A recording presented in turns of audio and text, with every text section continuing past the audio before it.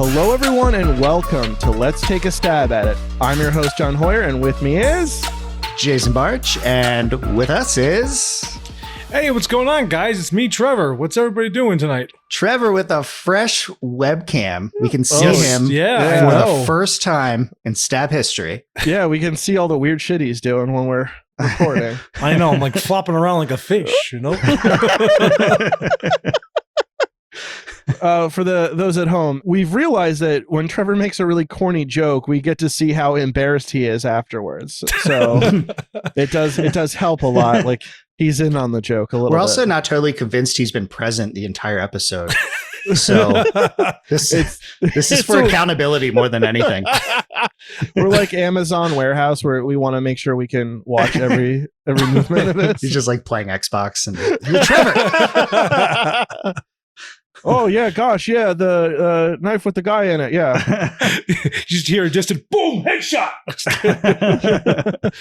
All right, so Jason, what have you been watching this week? So I am proud to say that I have now watched The Thing, which we talked about a little bit in the last episode. Yeah, some people, myself included, may say I was bullied into watching it, but yes, I watched it nonetheless. John was generous enough to send me the Blu-ray, and I checked it out, and it's awesome. It's everything it's cracked up to be. It's really like, man, side by side with Halloween. That film, it's so different. Mm-hmm. But it's like amazing in its own right. It's crazy. Oh, yeah.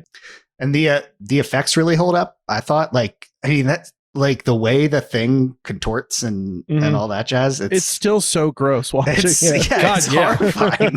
It's so shocking. Like I think I audibly gasped a couple times, and like I don't know if I just expect older movies. Like I'm like, I've seen it all, and then I'm like, oh. But also, I mean, this is like peak badass Kurt Russell era. Like, yeah. Oh yeah. Mm-hmm. I like that. He breaks through the one window and you find him and he's all frozen looking. Like, oh yeah. Cool. I like that he was like kind of the bad guy for a little bit. He was pretty scary when, everybody kind of was suspecting him maybe a little bit. And yeah, it's great. It's weird to think of how when the movie came out at the time, people were like, oh, this is so regressive.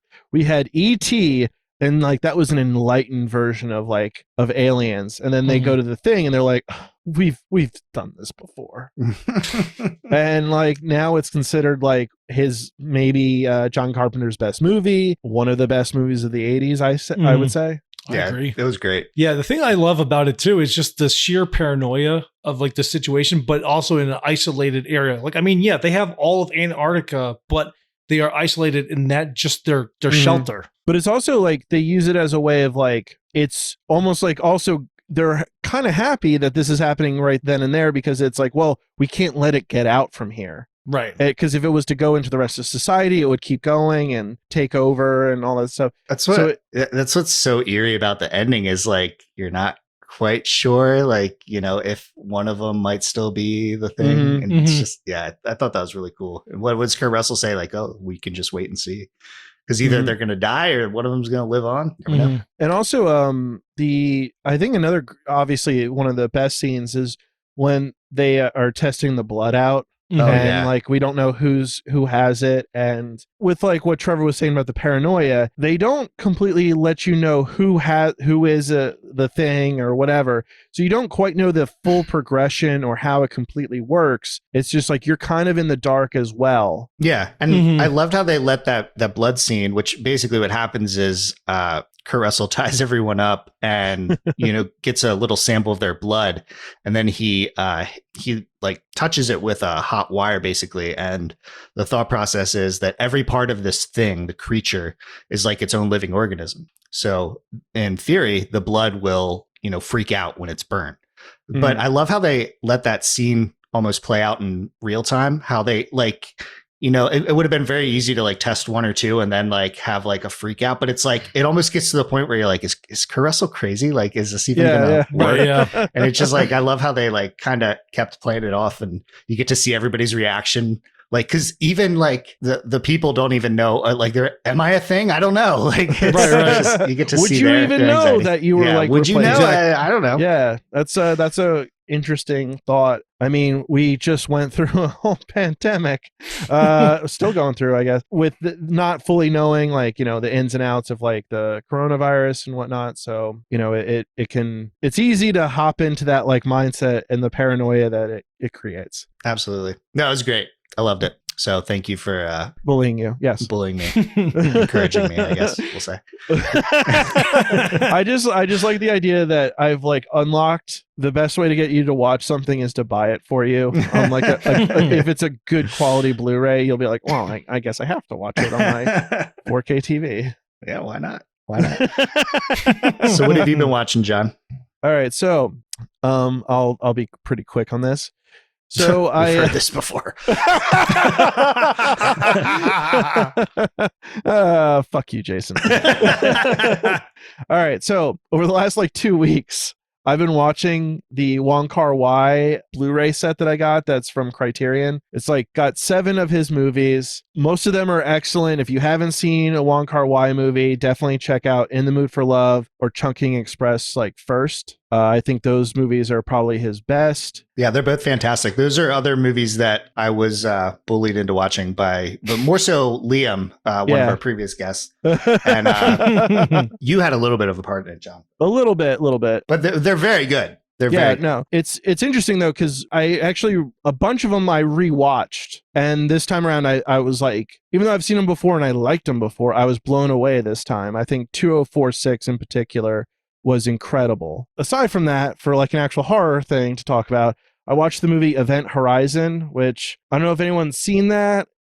Was kind of like an underappreciated movie when it came out in 1997. It got like a really low rating on Rotten Tomatoes, but I saw it when I was like, well, you know, surprise, surprise, I saw it when I was very little, and it scared the shit out of me. And so I wanted to rewatch it, and I saw that they upgraded on iTunes to like a 4K version. So I was like, let's do it. And so for those that don't know, the movie is about, there's this spaceship called the Event Horizon. It disappears for like 7 years. It reappears outside of Neptune. And then this crew goes in to go investigate what happened to the crew members of the Event Horizon. And it's basically like a sci-fi horror movie. Like the sci-fi element is there, but it's mostly just horror. And that the ship that they get on is in a way kind of like a haunted house of sorts, where everyone is seeing different visions of things that are messing with them. People are getting killed. They are grisly deaths. I gotta say, for a horror movie, it's a good midnight movie, right? Good I'd say so. Yeah. Midnight. No, it's got Sam O'Neill, Lawrence Fishburne, and they're really good in it. So I would recommend it. Nice. Trevor, I don't know if we have the time, but what have you been watching? I've been watching it. I watched this little indie darling called Godzilla vs. Kong. Yeah, I saw Godzilla vs. Kong. I really liked it a lot. I'm a sucker for monster movies. Like I loved Godzilla ever since I was a child. You mean big monsters? Big monsters, yeah, not like human monsters.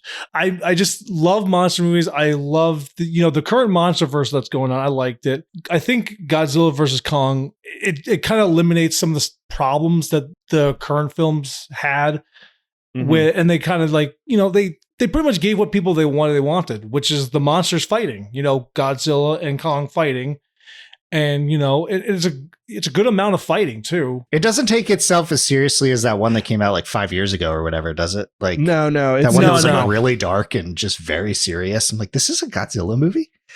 So I didn't like that one. This one's much sillier. Very much sillier. Very like I would say it's way more like Fast and Furious kind of silly and ridiculous, and not Transformers, which is bad. It'd be cool if they did like a film series like this, where like whoever wins the movie goes on to the next movie, like Godzilla versus Optimus Prime or whatever the next one is, like a WrestleMania kind of style movie. Yeah.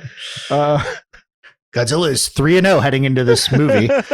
Right. Well, they do this like thing where I guess they must have seen people complain about like Batman v Superman, where it wasn't like a very clear winner. So each time someone like one of them beats the other in a scene, someone's like, "Oh, Godzilla won this round." Exactly. They have to tell people that, so that way, like, the dummies in the audience will be like, "Okay, I get it. Yeah, all right. Well, Godzilla's coming back." I like these movies when they're fun. There was this old one. I don't know if you guys saw it. It was in some like horror 5-pack DVD. You know how they used to put like a bunch of horror movies in one DVD collection. It was called Godzilla versus Biollante or something like that. Oh, I love that. That one's one, cool. It's from the 80s. Biollante is like this like dinosaur sea creature thing, but that one was fun. It's a plant that has Godzilla cells in it. That's why it becomes like a dinosaur plant. Nice. Duh. No, but like go back to what I was saying. I think it's just good, dumb fun. And just the fact that, you know, you can either see it in theaters or see it in HBO Max. I think it's worth the watch. And I think if you do want these movies to continue, you know, see it, because, you know, I know they're kind of iffy on if they could keep on going with these, because I know Godzilla, the King of the Monsters didn't do well. All right. Before we get into our review, I figured we could talk about Wes Craven and his filmography a little bit. Maybe mention some movies that we have seen of his that we really liked. Well, for one, we're going to be reviewing Scream later, so I feel like we should probably not talk about that. But I think we can all agree, if we're reviewing Scream, we like it. Yeah. I mean, we were all, I'm sure, partly raised on Scream as far as, you know, our horror background. Couple movies I wanted to touch on. I really liked The Hills Have Eyes, which the original that came out, I think it was in the late 70s. I don't want to give dates anymore because of a former guest upsetting me and calling me out for being wrong, but I believe it was You're never going to trust yourself again for any dates. Never will. But the original Hills Have Eyes I thought was pretty good. And I think, like, as he's gone on, you know, he's made quite a few great movies. For me, my favorite of his is Nightmare on Elm Street. I really like Nightmare on Elm Street. I think Red Eye is kind of a sneaky good one that people don't ever talk about, but I like Red Eye. Yeah. Mm-hmm. I actually saw it in theaters. It's a newer one, but it's good. What's his name? Cillian Murphy and Rachel McAdams. It's a good. I don't know. It's just got a good vibe to it. Almost like a Hitchcockian type thriller. Mm-hmm. Mm-hmm. But it's been a while since I've seen it. I don't know if it aged well or not, but yeah, I mean, so like, I guess just like in comparison with John Carpenter, like, were the peak of their careers kind of happened congruently, or they both kind of were at like the peak of their powers, I think, in like it would seem in the 80s. Then John Carpenter, he kind of waned as the 90s went on, and his movies kind of were considered not quite as good. And, you know, Wes Craven, it was like because of Scream, he had this big resurgence in like the mid 90s. So Trevor, what are some Wes Craven movies maybe that you... Well, you pretty much described a lot of the ones that I've seen in the past, but the one that actually I can definitely tell you that I've seen, like, when I was a child, my dad, so he used to work at ShopRite, and they had the video rental places. Mm-hmm. So he would bring movies home. And the one movie that I remember as a child, like probably my first Wes Craven movie I ever saw, was Swamp Thing. And that is actually one of my favorite DC characters. I'm pretty glad that Wes Craven did this movie because like the effects are really like gruesome and grotesque, a lot like how Alan Moore wrote Swamp Thing and drew them. And it's a good movie. I think it's very underrated. I have good memories about it, and you know, I like Wes Craven films too. So it's like kind of like a gateway drug almost. It's funny because the way Wes Craven, I guess, seems to approach the material is a little different than John Carpenter. Whereas John Carpenter is he's more visually oriented in sort of the filmmaking, the framing, whereas Wes Craven's a little bit more analytical. He pulls a lot of stuff from like his experiences in life and kind of goes with like things that he thinks would be scary to him or aspects that are like biographical. When you hear him talk about movies, it's very interesting because even though they're like, you know, cheesy horror movies or whatever, he will talk about them like they are like these really deep and intellectual things. And it's just interesting how he brings a lot to it that maybe that's more subtle or not as like overt or obvious to like viewers that are just watching it for entertainment. It's interesting to kind of look at them side by side. I think there are some similarities in their approach, but yeah, I don't know. I mean, they're just like coming from watching The Thing and then watching Nightmare on Elm Street. I think just they both really excel at kind of earning their shocking moments. They're not just like thrown in there. You know, it's when they happen, you know, they really hammer it home. And I feel like a lot of newer horror films can get a little lazy in that department. It's like, you know, shocking us for the sake of shocking us. And they really work up to it, it feels like, from a filmmaking perspective. And it's just like I was saying about The Thing earlier, how like, you know, it's such an old film at this point, but it still holds up so well. It's so shocking. And I feel like I got a lot of that in Nightmare as well. Well, I think it's like also when watching some of these older classics and watching some newer horror, it's so nice to see movies like where you can actually see stuff in the dark. Like a lot of these indie horror movies, a lot of it's probably like budgetary restraints and stuff, but it's like if you have a light on in your room and you're watching one of those movies, it's like it's hard to see stuff. So you have to turn the lights off to see what's here, what's there when they're in the dark. But like you watch, you know, things from like John Carpenter, Wes Craven, like dark is still dark, but they also have stuff where you can actually see like down a corridor and things like that. There's a lot of contrast that actually looks natural, even though it's probably like really well lit. Right. Yeah, that's a good point. It's like they both have an ability to make ordinary things seem scary when, like you're saying, newer films, they're like, oh, this might not be scary enough. Well, what's scary? Just make it darker. Like everything's scary in the dark. And they also, these new films rely a lot on like the fake out jump scares. And I mean, like there was, I think, one in Nightmare, but you know, it was kind of less prominent of a thing back then. And it also, I think, was just one of them. So it's not like, I feel like I've seen some new ones that it's like the first third of the movie, it's not any real scares. Like anything that's like a jump scare is just like a fake out scare. Right. And even like the trailers, they have the tail end of it, they have the jump scare. They want you to be the hook that you want to see the movie. Oh, yeah. And then another thing, like think about going back to Halloween, just how scary Michael Myers was in the daylight. You know, it wasn't like even when he was just following him around.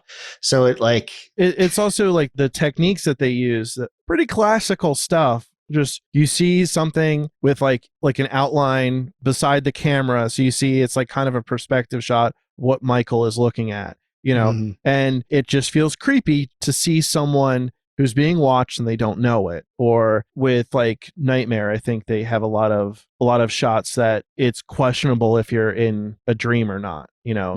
The distinction gets blurred, and they are able to use that effectively to create a lot of tension. Absolutely. Maybe this is a good time to pivot and go into our actual review of Nightmare. So, Jason, for those that have been living under a rock, can you tell us the synopsis for the movie? All right, it's time for the synopsis. The J synopsis, as I'm going to start calling it. Oh, God. That's going to get cut. Oh boy. Yeah, I'm cutting that. I'm not doing the podcast anymore. If Trevor thinks it's cheesy, you know you fucked up. You lost the guy. Sorry. Yeah. The guy. We lost the guy and his webcam. Yeah. All right.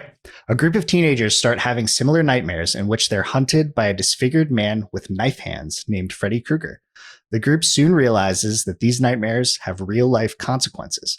If Freddy kills them in their dreams, they die for real. John, you've already established you're a big fan of this film, right? So, what are your thoughts overall? Where does this kind of fall into the classics for you? So, all right. So initially, I was more of a Michael Myers guy. I loved the Halloween series. That one's scary because the guy is coming and he's gonna kill you. And like I was like, this character, he's making like goofy jokes as he's like killing people in their dreams, and I go, bah, who needs to sleep? Now, me as an adult, not being able to sleep is fucking terrifying. Oh yeah. Yeah. Because like if you think about it, you're like, well, I could avoid Haddonfield, mental institutes, and if I see a big tall guy with a weird mask, just avoid him. But Freddy is like, you have to stay up and not sleep. And it's like, I love sleeping. It's my one respite from and it should be life. A safe place. Yeah. It should be a place of calmness and relief. And I agree. I mean, not being able to sleep is a pretty horrifying notion. And then on top of that, you're waking up with scars and marks and scrapes and everything from your nightmare. Like, nope. It's a scary prospect. Johnny Boy likes to sleep. So, Trevor, what are your thoughts on the movie? Well, I will definitely say I'm in the same boat as you. I prefer my serial killers to be the strong, silent type. Prefer like with Michael and Jason, but like Freddy, like so like when I came into this movie, I was not a really like I said a Freddy fan, but like I kind of get the idea of like why he toys with them, because he knows that he's got them where he wants them. He knows that they're in his world. Exactly. He's God, of the where he's at. And it's like a game for him almost. It's like more of a thrill of the kill situation. So, I definitely liked the movie a lot more than going into it. I originally was like, well, maybe it's not going to be that great, but it was good. Oh, I loved it a lot. I liked it more than I originally thought as well, because apparently I originally just watched the remake, and that was the only one I'd seen. So I just imagine Jason biting his tongue this whole time, being like, "Oh, you want to review that piece of shit?" I gotta admit, I wasn't super thrilled going into it. I was like, "Oh, it was okay," and then I started watching the original, and I was like, "Oh, I haven't seen this one." I saw the one from 2000, whatever. It's quite bad. Don't watch that one. Where's the guy from The Watchmen? But yeah, I mean, I really enjoyed this film. I'm trying to put myself in the shoes of a young me and think of how scared I would have been of Freddy Krueger, because I think Freddy's a little silly sometimes. A little silly. But then he's also very creepy. He balances it out well. But like that the creepy voice he has at the end, and just when he gets those really long arms, that freaked me out. Yeah. I don't need to see that again. Well, also they do a nice job of covering his face, so you just mostly see it in shadows. Yeah. So it actually looks like burn marks, whereas like the later films, it's kind of just like, oh, it's just like a mask almost. Yeah, yeah. He looks like a pizza. Yeah. It's nice to see a different kind of like iconic killer, but like he talks and he doesn't wear a mask. Mm-hmm. So it's like a very different sort of thing. And like also his finger knives, that's like a different kind of killing instrument than what you see. Like Michael has the knife, Leatherface chainsaw, so like it's like another iconic killer, but it's like very different from the others. Yeah. Yeah. They did a great job of kind of separating Freddy from more of I guess what we would call like the classical serial killer, which I guess we all kind of have Michael Myers in our mind for the prototype of that. Right. And, he's a great character. Also, I would say he's very artistic in his killings. Like, he knows how to make like the scary imagery. Yeah. Where he's like, okay, I'm going to kill this person, but it's going to be like the blood spraying on the walls as blood's turning. And it's interesting. It was like some of the kills had kind of like a little Argento to them. Yeah. Don't you think? Yeah. Oh, yeah. I definitely was reminded of at least the original Suspiria during some of the kills. This is the first of the like slasher films we're going through that is like, I think, the fully formed, what you think of as a slasher is this movie. It's got the tropes, it's got just buckets and buckets of blood and gore and stuff. And you look at Texas Chainsaw or Halloween, like those movies aren't bloody. There's a visceralness that makes you feel like you've seen more than you really saw. But this one really shows you the blood. Right. Yeah. Texas Chainsaws, I would call that more gory, but Nightmare is bloody. Like it's just like buckets of bloody. Oh yeah.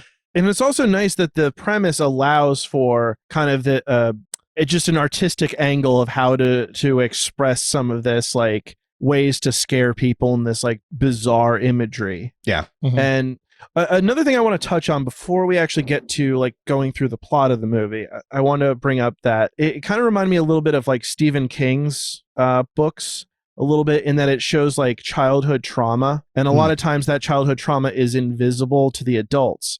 So throughout most of the movie, Nancy is not like the things she's going through are not the things her family is caring about whatsoever. Right. And like she's trying to stay up. The other kids are staying up. They all have the similar dreams, you know.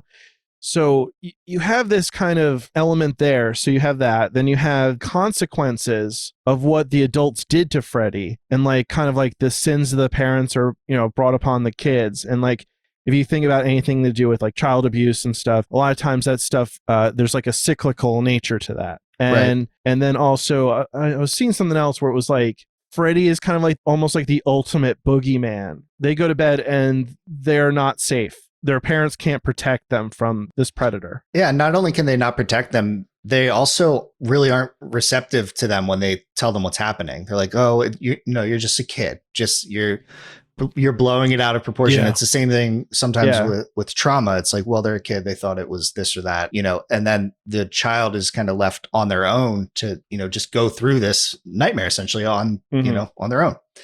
So yeah, I that's, you know, an interesting subtext to all of this. And I think it adds, you know, an intriguing layer to the film. Well, and it's, I guess, something that can kind of be lost if you just view it kind of at a surface level, but you know, as kind of, you know, this allegory for whatever childhood trauma, you know, it's very effective. The reason why I bring it up is because I think this speaks to Wes Craven, and like kind of what he does is that he kind of bakes all this stuff into the story, but it's not really like, I don't know, it's not like this subtext that's like in your face, sort of like, in order to understand the plot of the movie, you have to understand the subtext of it or something. Yeah. You know, it works completely on its own. But if you kind of just think about it a little bit, you start to see these little elements come together and you go, oh, like this is kind of a pretty fully formed thesis, I guess. Yeah. Yeah, exactly. So I think that's a interesting and important point. All right, let's get into the plot of the movie. All right. So the first thing we see is Freddy making his little classic finger knives. And, you know, I don't know if they're really that practical, but they are very scary nonetheless. Right. Yeah. I mean, it's not like Wolverine where they retract. Yeah. I think they're kind of just there, you know. Yeah. If he's at the ATM or something. Yeah. I guarantee you I would have so many cuts on my forehead because I would like I forget. Wipe my forehead and be like, shit, wrong hand. God damn it. Do you think he ever went to do like the kill sign to somebody and got a little too close and was like, all right, I'm not doing that again? Fuck. Yeah. But it's nice though that he's all about the craft of serial killing. You know, it's a trade for him. Anyway, so the next thing we get Tina, who she has a brief dream where she goes into a boiler room and Freddy attacks her, and then she wakes up and she's got like a cut through her nightgown of like the finger knives. Yeah. So she's a little shaken up because she's like, how the hell did I do that? And then I think the mom says something about like, cut your nails. You know, your nails are too long. Which, when does that happen? Well, that's just right off the bat, like a mom not seeing these signs of trauma. Like it's very clearly like shredded. And she's like, oh, it's definitely your fingernails. She's more upset that Tina cried out or freaked out, and the mom is hanging out with her boyfriend, and he seems like a real winner, honestly. He's like, hey, baby, you coming back to bed or what? What's he saying?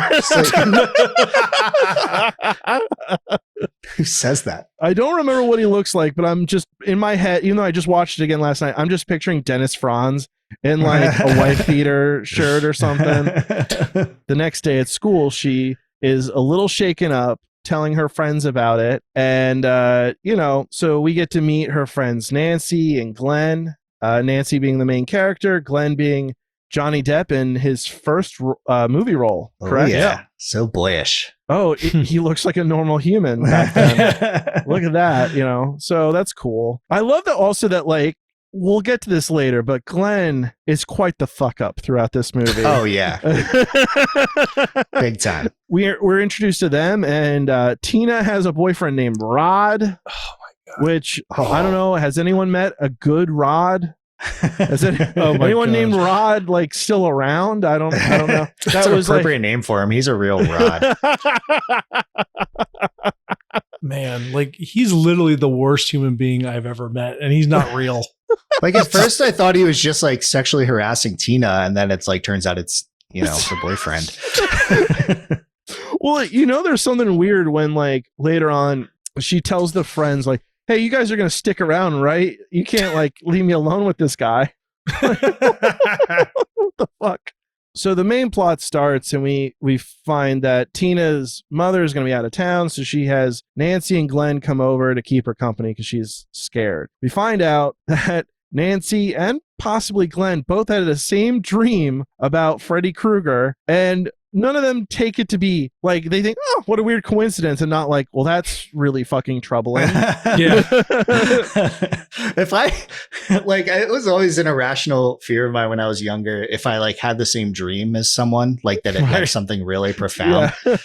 I don't know. I had a irrational fear of that, and avalanches. I always thought like avalanches were a thing, but that's neither here nor there. But we also get a nice glimpse into Glenn.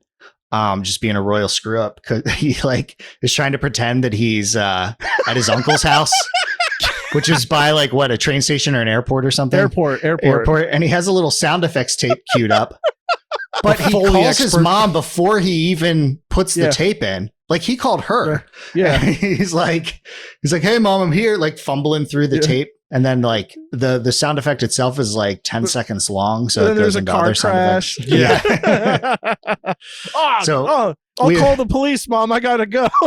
That's a Stanley Delma reel, so that's what he needs. We established early on that he's not the brightest bulb in the box. Oh, for sure. Man. Yeah. Well, I mean, if you listen to any more recent interviews with Johnny Depp, it seems about right. That's but anyway, so they hear a noise, they go outside, and it's fucking Rod. Rod is being a dick. That was the fake out jump scare that they got at the beginning. And then he somehow, even though he's hanging out with his girlfriend and his girlfriend's friends, he pulls out a knife on Glenn for no reason. And we Classic already know, Rod. Yeah, we already know Glenn's a screw up. Not much of a threat. And then Rod's like, oh, I better take out my knife. But we all know that the reason why is later they need to find the knife on him that they think is the murder weapon. But I've never met a Rod that didn't have like a little boot knife or something. I think Rod Stewart has one all the time too. So anyway, they Rod and Tina, they go upstairs and listen, they have sex. Oh, naughty. And it sounds like the way that like Glenn is sitting there listening to it is like they've been going for hours and hours. And he's like all mad because like he tried to put the moves on Nancy and she was like, we have to be here for Tina. You need to stop. So I guess what we're supposed to understand is that Nancy is sleeping in Tina's bed, Glenn's sleeping on the couch, and the other two are in the parents' bedroom just going to town. So we get Tina, she wakes, she hears some noises outside, and while that's happening, Nancy's like laying on the bed and you see like Freddy trying to push through the wall, which is really creepy, but also I would also like to press through that wall. Yeah, it looks too. like spandex or a latex balloon or something. Yeah, it looks like a lot of fun. I'm sorry. Then we get Tina decides, okay, I'm hearing all these noises. I'm going to go outside and see what's going on. She goes outside and she sees Freddy in the dark in the shot that Jason, that made Jason piss himself, where he's got the long arms. And he's like chases after her, and then they're like tussling around, and then it cuts to her in her bed tussling around in the under the sheets, and Rod finally wakes up, runs to the corner to see what's going on, and then I think this is probably one of the most gruesome murders in the movie, where you just see her body like contorting against the wall, then the ceiling, and the blood's going everywhere, and you see like marks appearing on her body. It's pretty brutal. It's creepy too because it's like very like Exorcist-esque. Oh yeah. Just like that stuff always creeps me out. Yeah, because it's like because she's contorting like to a thing you can't see, and you can't see Freddy, so she's just like pinned against the ceiling and the wall, and it looks like I'm guessing that the way they shot it is that they dressed the floor to look like the ceiling, so she's like kind of rolling around on there. But that's a good point. Yeah. It's pretty like very. I mean, it still is shocking to me, even though like I've seen it a few times. So. Well, Rod doesn't handle this well. Hot Rod over here, he's like, he gets like, we have to call him Hot Rod the rest of the episode. he gets like knocked down, and he's like in the corner, and then he just kind of turns into an observer for a little bit. And well, to be fair, if you saw that shit happening, would you want any part of that, or would you be like, this is not my fight? I don't know. I don't think I would just sit in the corner. Like if I was out, I'd probably be out. Like I would leave the room. Just start roaring, Tina. Go, Tina, go. Fight him. Yeah, you're right, though. I probably would open the door and yell for other people to come and like, hey, am I crazy? Didn't he say he thought he was dreaming too, or she was just having a bad dream? Like something like that. Yeah, no, it was pretty wild. I saw what happened, and I'm still suspicious of Rod. So yeah, exactly. His name's Rod. Like, come on. Let's be honest. Well, he doesn't make it easy on himself because he jumps out the window. And then they break in. Response. Yeah, they break in and like they're like, what happened here? And then Rod is gone. That's very incriminating. Like, just go down the stairs. Well, things don't end well for Hot Rod here. Poor Rodney. So next we see Nancy wakes up. She's going to school, and her mom is like, "You sure about this? Your best friend was just murdered, but we'll let you go to school anyway." And we find out later why they let her go is because her dad was tailing her to catch Rod. Which Rod is still shirtless, still has blood on him, but he has his awesome leather jacket, and he grabs Nancy and he's like, "Hey, they think I did it." I was like, you look guilty right now. Because you jumped out a window without your clothing and you're hiding in the woods, Rod. Yeah. Well, I mean, for Rod, that's a Tuesday. So I mean. So the cops chase him and he tries to run, and the father borderline might have shot Rod right in the face if Nancy hadn't stood in front of him. Which, so her father, I should mention, her father is, he's a cop played by John Saxton, who was the main cop in Black Christmas. Now, one of the things that's interesting about this is in Black Christmas, he was very useful as a cop. In this one, not at all. Not so much. It's mostly him not listening to his daughter or not solving any crimes or murders. They arrest Rod and they're like, well, that's it for us. We don't have to do anything more. Job well done, boys. Yeah.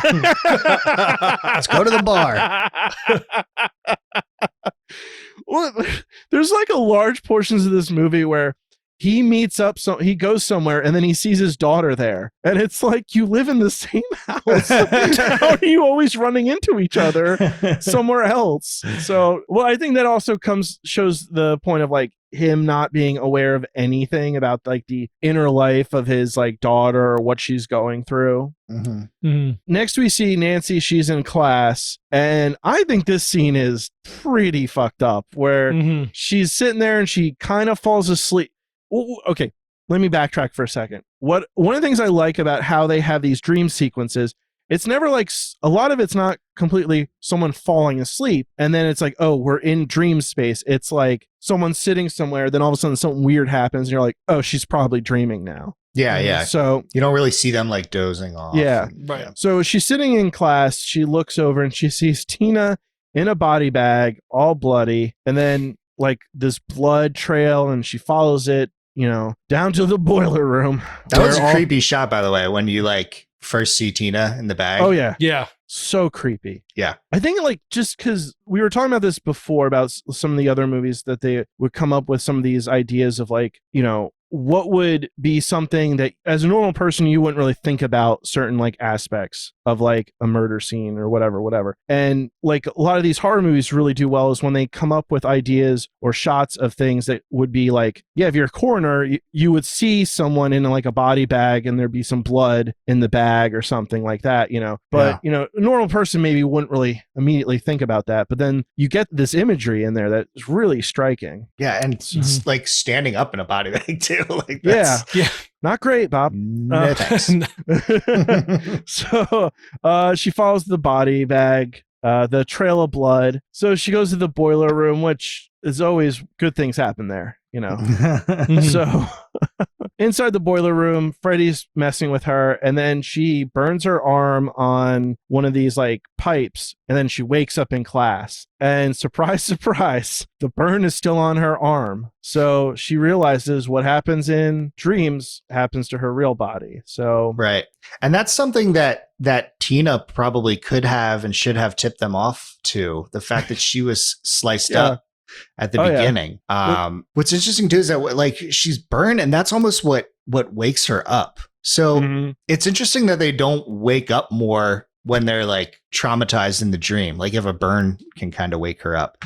But she's in class, so something else could have, you know, corresponded with waking her up. When Tina woke up, she was scratched and it went through her shirt. So obviously it scratched her body, and that woke her up. But I guess a lot of times the murder part is so quick that they don't really wake up in time for them to be like, oh, okay, I'm out of this dream now. An interesting aspect of the movie, I think, is that there are some rules that they explain, but there's also a lot of stuff that goes on that's a little more unknowable, which it does add to some of the scariness of it. Well, what's creepy too is that like I feel like Freddy could have pretty easily killed them earlier in the film, but he's almost like toying with them.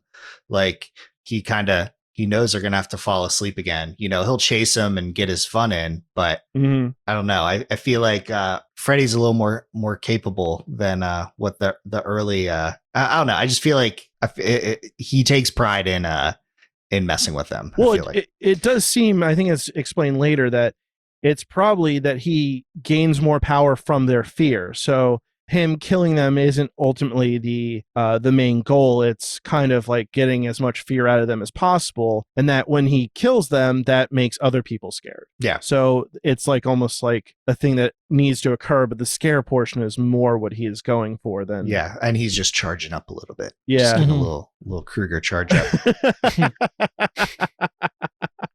All right, so Nancy, she goes to see Rod at the police station. And he explains basically everything that we understand about how she died, how Dina died. And Nancy kind of, as soon as she gets it, she's like, all right, and like leaves. Toodles.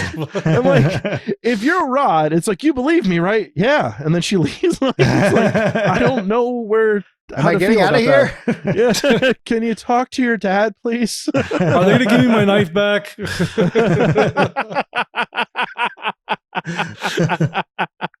Next, we see Nancy. She's in the tub, and we get a very uncomfortable shot where she's like in like a bubble bath, and then you see Freddy's hand come out of the water, and it's like between her legs. Oh yeah, which is like, I mean, doesn't take a smart guy to realize, oh, that's some sexual imagery right there. You know, she wakes up and the hand disappears. And then I think, what was it? He pulls her underwater at one point, and then she's underwater and he's like trying to kill her or whatever. So then she gets out and wakes up. So the next scene we got, Glenn comes over and Nancy asks him, stay awake. I'm going to try to find Freddy in my dream. And that stupid dumbass falls asleep too. And it's like he doesn't even try to stay awake. No, he didn't try at all. Like, and if I were her, I would have woken up just from the anger of realizing that stupid bastard. He had one job. It's like, it's not like he doesn't have skin in the game either. He's having the same dreams. Like, he should know better.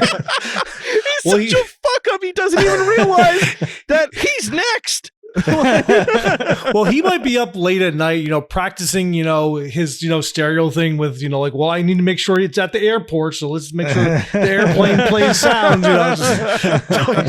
He's such an annoying guy too, because it's like he's listening to music. He's got this portable TV that he's sitting on the bed with him and he's watching it, but he's listening to music.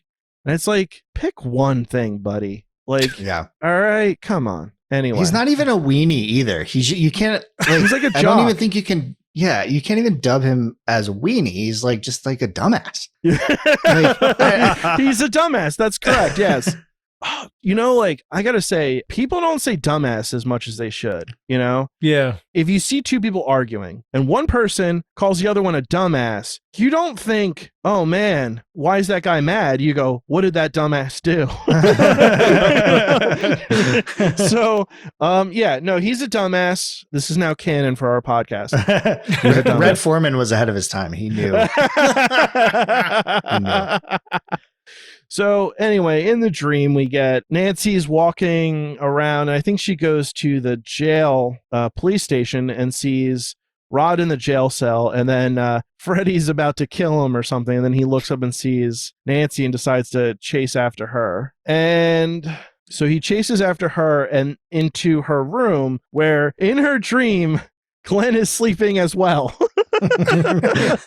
She knows deep down he's a fuck up. Yeah, she went to sleep expecting him to fall asleep. Multiple levels. The only thing that saves her is that her alarm goes off. She wakes up and then gets really mad at Glenn and chews him out, which was awesome. She doesn't even trust him, and like she still sets an alarm because she's like, he's probably not going to stay awake.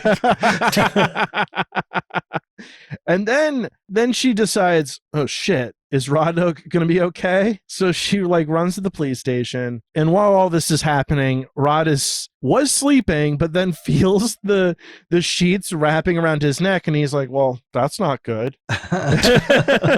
And then he gets hung, which leads to a very bizarre eulogy by the priest. He had some words for which I've never seen a priest ever give any sort of like negative opinion on someone. Well, he was never even put on trial. Like it was like he was still in a holding cell. And he's just like, yeah, this guy did it. Well, if you live by the sword, you die by the sword. What the fuck kind of message is that? You don't even know. And then he says something about like, judge not, lest ye be judged. It's like, you just judged him. Yeah, you literally judged him. What a shitty priest. So then we get a whole thing where Nancy says something to her mom about like how Freddy looks, and the mom looks troubled. So the next scene is, all right, well, we need to get her some help. So what do they take her to, like a sleep clinic, right? And then yeah, this is a good scene. This is so the sleep clinic, they're watching her as she's trying to sleep, and they're like, yeah, so the numbers, they seem all right. She's doing okay. Then all of a sudden things start happening. She's shaking in the bed, and the numbers are, they're off the charts. This can't be right. So they go in there and they like go to wake her up, and she's got, cuts on her arm. And then she's like, I got a hat. Right? So no one thinks, where did this hat really come from? She's a prop comic now. What is going on? Some local incel's missing their hat. Regular Carrot Top over here, right? Then there's like a whole back and forth with the mother not believing Nancy's issues. I don't think we need to get too far into like scene to scene on that, but basically we got Nancy. She just keeps drinking coffee and not sleeping, and the mother just keeps drinking alcohol and gets walking a liquor store. Really sloppy as the movie goes on. When did that transition happen with the mom? Because she was like normal-ish at first, yeah. And then she just starts like drinking herself into comas. I think we're supposed to believe that all of the Freddy Krueger stuff before, when they killed him, was something that stuck with them, and that they were all kind of like trying to like keep invisible for their kids not to know this was going on. Yeah. So I assume like part of it is like she's drinking as a result of this, but it's trying to a lot of suppressed guilt. Yeah, exactly. Exactly. And now all of a sudden it's like, oh, the thing we did to protect our children is making it worse. Fuck. But they also don't believe the kids either, really. Well, that's the thing though, because it's like they don't want to believe them at first, and then as like they're like the kids are telling them details about like, well, he's got these finger knives, and they're like, oh, that looks a lot like the one Freddy had. But shouldn't the alarm bells go off? Because how else would they have known about that? You know, it's just like. Well, also, I think by this point, though, it's become sort of like a school like legend where the kids are singing, you know, right. 1, 2, Freddy's coming for you. Yeah, right. It's just like a part of local folklore or something at this point. Exactly. So yeah, maybe that's why they think it's not real at first, but then over time, it's like, well, they're not just making it up if they keep like being tormented, you know? Right. But like, regardless, like her daughter's still going through something. Like, at least they had the sense to put her through this, you know, sleep study, which, you know, it showed that something is clearly going on. But then the mom is like putting her child in more danger by not being able to help her. Well, and then just like boarding up the house. I think her problem is she's trying to figure out, is it 5 o'clock somewhere so she can go get the bottle? Well, it's also like, it's not like she has like a bunch of like, the bottles change in size. They're all these big liquor bottles. And didn't she pull one out of like the linen closet? Like this is like a theme. This is a theme with these films because we got that in Black Christmas too. Just they love just real sloppy people. So anyway, so like there's a scene where Nancy comes back home and the mom has put all these like bars on the windows. It's very hard to get out of the house now, which obviously won't come back later to haunt those characters. That would never happen in a horror movie. But so finally, after some prodding, and it didn't take much prodding in this scene to be like, all right, fine, we'll tell you about Fred. All right, come downstairs, which I would think like, I don't want to go downstairs. Well, she's a little tuned up too, probably. So exactly. She's like, check this out. A few Long Islands still do it. Check out like the murder weapon that I stole. Want to wear it? Look at it. We killed him. Yeah. You're old enough to have a drink, Nancy. Just pours like a really tall glass of her whatever. Like, but it's very weird that the wife of a cop having like evidence that would prove that they killed a person in the house, like it's just in the basement. It'd be pretty easy to find. And like, oh, yeah, it's jammed in like a wood stove or something. Yeah, and like, you know, if they would ever try to light that, it'd burn the house down because it's jammed. But and if it was like his sweater, I'm like, well, it could be anybody's sweater, but no, it's his the weapon. It's the weapon. It's probably got blood and DNA on it. Oh yeah. Anyway, so Nancy calls Glenn. And she's got an idea. She's going to bring Freddy out of the dream and into the real world. And of course, the number one person you get as your like teammate to like beat the shit out of somebody in a very important way, you go for Glenn, the dumbass. I can't believe he got a second chance. Here's the thing. She didn't seem that mad at him still. She seemed like, okay. She was mad initially when she almost died, and then she kind of got over it. She's like, okay, we're going to meet at midnight. You're going to come over. I'm going to go to sleep.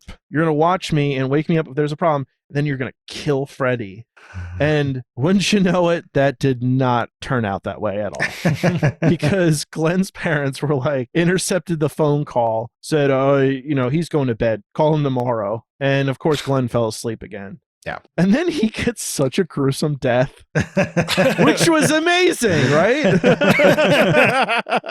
Like he just gets like devoured by the bed and then it just spits out all the blood everywhere. And the mom like vaguely witnesses like the ending of it, which couldn't have happened to a nicer guy, right? I like when they're like looking at that crime scene. They're like, is he dead? And there's like blood dripping from the ceiling. Like it had seeped through the floor into the lower level. Also, I'd love to find out if this was the first time someone said something like, where's the coroner? He's in the bathroom puking his guts out. yeah. Or what do they say? They're like, you'll need a body bag. You need a mop or something. Yeah. It's like they say that in like every like SVU episode, but like in this situation, it's actually true. Like, oh yeah, no, that's awesome. Not awesome. That's awful. So the finale of the movie, we get to Nancy. She sets a bunch of Home Alone style booby traps. Oh yeah, she goes full Kevin McAllister on the house. That's awesome. Well, she's also earlier in the film reading a book like about booby traps, which is cool. Yeah. Like I want to just read that book. I don't necessarily want to do them. I just want to know how to do them. At one point, it looks like she makes an IED too. I'm like, Jesus Christ. Yeah, that little light bulb. Yeah, she made a shotgun light bulb. So she goes to sleep. What I think she does is in the dream, she sets an alarm for herself as well. Mm-hmm. So smart. Yeah, so she finds Freddy and he chases her. Isn't it something like she jumps somewhere and then she like falls outside of her house and then like he's there attacking her and she grabs him. She wakes up and she's like, oh, I'm awake. I think this would count as a jump scare where he jumps from the side of the bed and attacks her. Yeah. I am here. Yeah. So she runs out of the door, locks the door, and he seems to have a little bit of problem with that. I was a little surprised that was so much of an issue for her. Yeah, this is when we get the silly Freddy a little bit. Like he has trouble with doorknobs and stuff. You realize my only weakness. He opens the door, sledgehammer hits him in the body, and then goes down the stairs. She shoots the shotgun light bulb at him. It doesn't really do all that much to him, honestly. And so she's screaming at the door, help, help, screaming to her dad. Her dad's across the street helping mop up Glenn. And the other cops are like, oh, should we get the guy? I don't know. And so then she runs downstairs and probably not a smart move, lights Freddy on fire in the house that she's locked in and can't get out of. I don't know if that's a good idea. So we get the cops, they break in, takes them a long time. And then all of a sudden it's like the father reunites with the daughter. Where's Freddy? Freddy is upstairs with the drunk mom and on top of her. What? Well, I mean, she's very flammable because of all alcohol.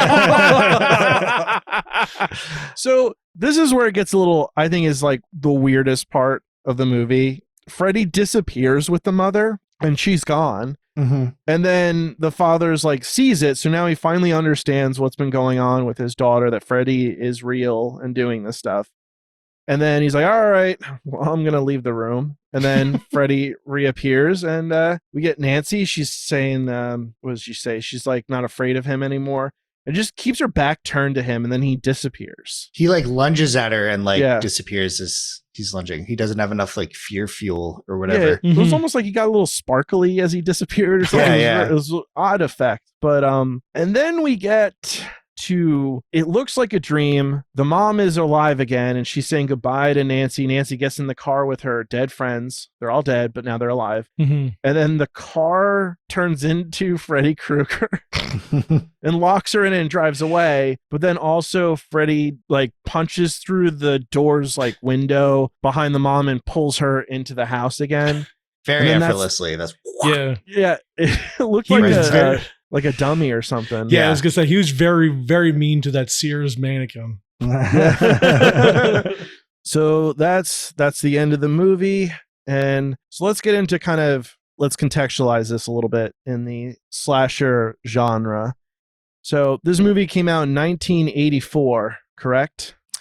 I'm going to have to check you. Yeah, 1984. You're right. Yeah. So, at this point now, we're fully in the 80s, the decadence of the 80s. So, we get more blood. We get to have more fun with our horror. A little cheesier, a little weirder. And I think this represents that fully, where, we're not going to get like a quiet stalking killer. We're going to get, he's got opinions and he's going to let you know how he feels. Mm-hmm. So I think you get like kind of the tropes where, honestly, as soon as you have sex in one of these slasher films, you die. Thanks a lot, Halloween. Because it almost seems like a little bit of a morality thing, because Nancy does not want to have sex. And well, Glenn. Yeah, she's not sure about Glenn. Yeah, exactly. I mean, because her excuse earlier was like, no, this is Tina's night. I got to be here for Tina. Like, that didn't really mean anything. Also, it's like she still died and they didn't have sex. So I like that she made him sleep on the couch. Like, buddy, this is a small bed. You're going on the couch. You got a portable TV. You sit down there, asshole. Yeah. I did feel bad for him that he just has to hear other people have a fun time. While he's just like laying there like, God damn it. We kind of hit on it earlier, kind of the difference between Michael Myers and Freddy Krueger. And I think they act as kind of nice companions of what slashers could be in that time period. Like, it would have been pretty easy for Wes Craven to just kind of ride that wave and make him much more of like a conventional knife wielding killer, but he added its own flair to the character, which, they're both so memorable in their own right. And, it doesn't feel like Freddy Krueger is like a Michael Myers knockoff, and it, in lesser hands, it very easily could have ended up that way. With kind of where we've been going with the series, I thought this was a good ending point to have before we went into the newer slasher films. So I thought it'd be good to bookend this part with a Wes Craven movie, and then the start of the next one is Scream, another Wes Craven movie. So we can see kind of episode to episode, we can see the huge difference between like an original slasher and then kind of like these self-aware, self-referential slashers that kind of permeated after the Scream came out. So I think that's kind of this is a good place to end this part of the series and to start with Scream. Well, before we end things here, I did want to ask Trevor. Yes. Would you survive this killer?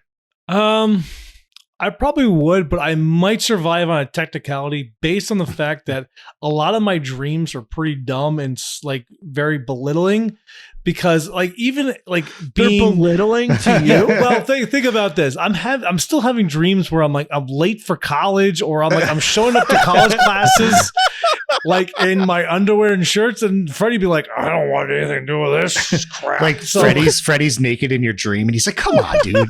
Jesus Christ.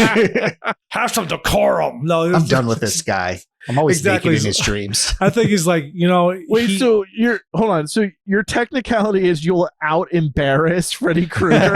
Yeah. He'll probably be like, this guy's keep taking an L, so I'm not going to even bother with him. He's worse than Glenn, so whatever. Oh, boy. Well, poor Glenn. Because Jason isn't going to ask me, I will say that I think I would definitely not survive Freddy whatsoever. While my dreams, I'm usually very self-aware of everything. Like if I'm dreaming, I know I'm dreaming. Mm-hmm. But the thing is, a lot of my dreams don't make sense, and I think he would just appear very quickly and just be like, "I'm going to kill you," and I'd be like, "No, you don't.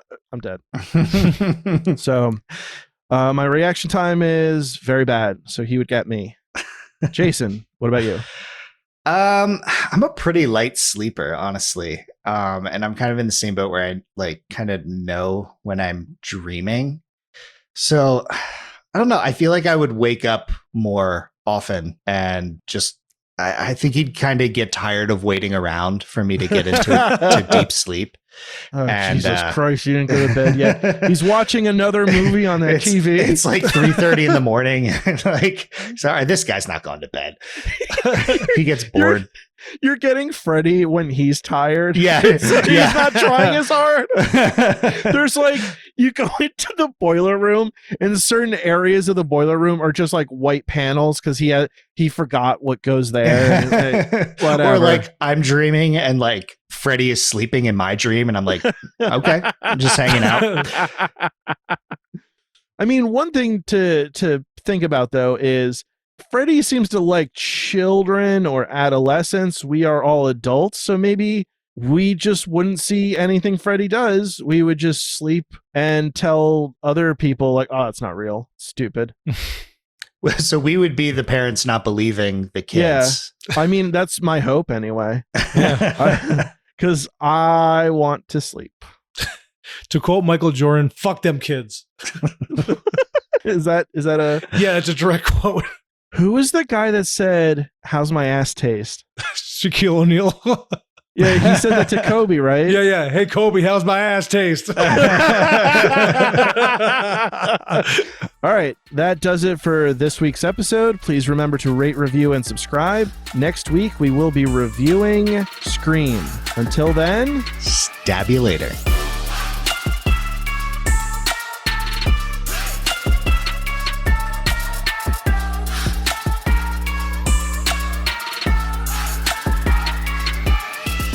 You let me say it. You let me say it.